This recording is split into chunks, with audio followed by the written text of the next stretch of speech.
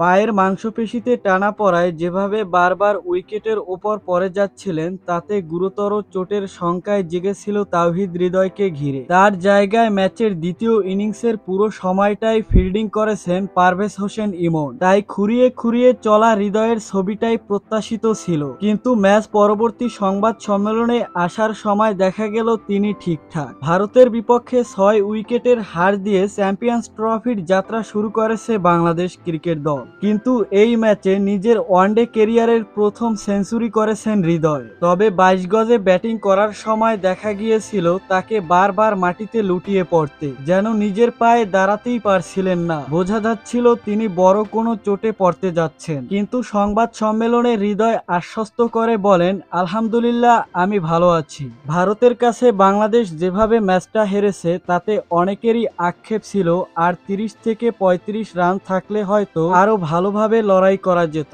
অবশ্য এমন আফসোসটা করেছেন তাওহিদ হৃদয়ও। হৃদয় বলেন, ৫ উইকেট পড়ার পর আমাদের কাজও অত সহজ ছিল না। আমি অনেক ডট বল খেলে ফেলেছি। পরে অবশ্য পুষিয়ে দেওয়ারও চেষ্টা করেছি। পায়ের পেশিতে টান পড়ায় সমস্যা হয়ে যায়। নিজে ঠিকঠাক থাকলে ওই ৩০ থেকে ৩৫টা রান আমি করতে পারতাম। মূলত তাওহিদ হৃদয় ও জাকের আলী অনেকের দুর্দান্ত ব্যাটিংয়ে ২২৮ রান করতে সক্ষম হয় বাংলাদেশ।